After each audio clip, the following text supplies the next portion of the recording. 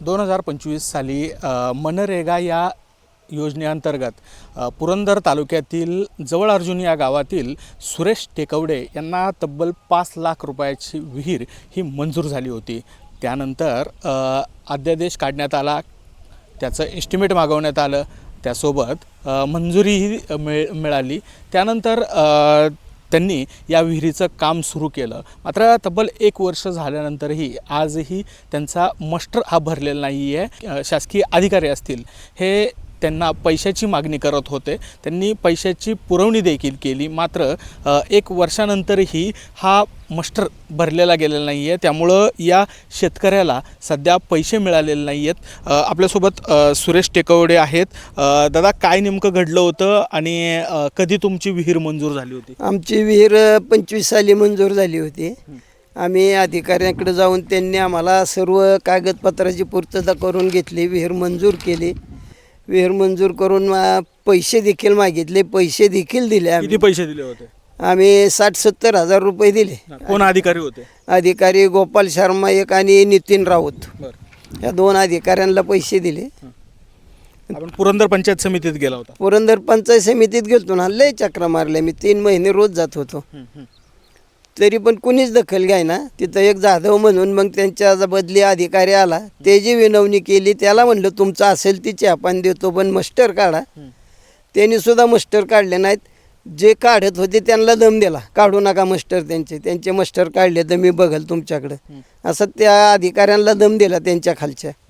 किती रुपयाची योजना तुम्हाला मंजूर झाली होती? 5 लाख रुपये बांधकाम आणि विहीर फोडणे आणि बांधकाम मिळून। त्यानंतर तुमच्या या विहिरीच्या जागी अधिकारी आले होते का? अधिकारी आले होते ना, त्यांनी ती पाहणी केली होती? पाहणी केली, सगळं पत्र दिलं, मंजूर केलं, सगळं रितसर केलेलं आहे त्यांनी। म्हणजे शासकीय तुम्हाला कामकाजात फसवणूक झाली असा आरोप करायचा? हा, आम्हाला शासनाने फसवणूक केली असा आमचा आरोप आहे शासनावर। शासकीय जे नोकरदार आहेत किंवा अधिकारी आहेत त्यांच्यासोबत तुमचं बोलणं झालं, त्यावेळेस ते इथं आले, त्यानंतर विहीर मंजूर झाली असं तुम्हाला सांगितलं, अगदी तुमच्याकडे कागदही आहेत। त्यावेळेस तुम्हाला त्यांनी काय सांगितलं होतं की एवढे पैसे द्यावे लागतील किंवा हा काय? हा, ते म्हणले विहीर मंजूर करतो, आम्हाला 60-60 हजार द्या, वरिष्ठांना पार आम्हाला मंत्र्यापर्यंत द्यायचे असतात, त्याच्यामुळं काय मी एकटाच खात नाही, सगळ्यांना पैसे देतोय आम्ही हे। त्याच्यावर त्यांना मी अनेक वेळा त्यात कलेक्टर कचेरीत 2दा जाऊन भेटलो, ते म्हणले आता मी काय करू हे। आणि मग शेवट आम्ही आता हे केलं, म्हणलं आता उपोषण किंवा मरण्याशिवाय पर्यायच राहिला नाही। लोक रोज आमच्या घरी येतात पैसे काम केलेले मागायला।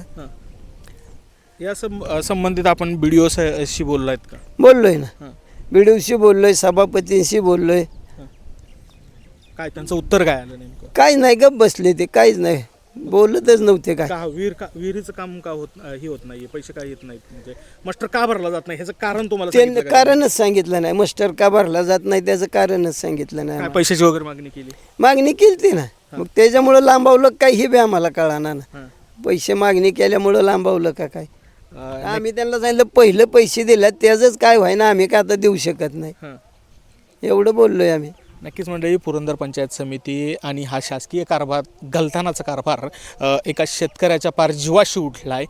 अगदी मरणाची वेळ ही या शेतकऱ्यावर आलेली आहे। पुरंदर तालुक्यातील पुरंदर पंचायत समिती तिथले अधिकारी या भ्रष्ट कारभारामुळे या शेतकऱ्याचे योजनेचे पैसे अडकलेले आहेत आणि सोबत सध्या त्यांना ती विहीर आपण जर पाठीमागे पाहिली ही पूर्ण झाली आहे। या पूर्ण झालेले विहिरीचे पैसे हे कामगारांना द्यायचे आहेत आणि त्यासोबतच त्यांना जे वर्क ऑर्डर मिळालं होतं त्यामुळे त्यांनी हे काम पूर्ण केलेलं आहे आणि 1 वर्षानंतरही आजही त्यांना पैसे मिळालेले नाही आहेत। या सर्वांचा जबाबदार नेमका कोण?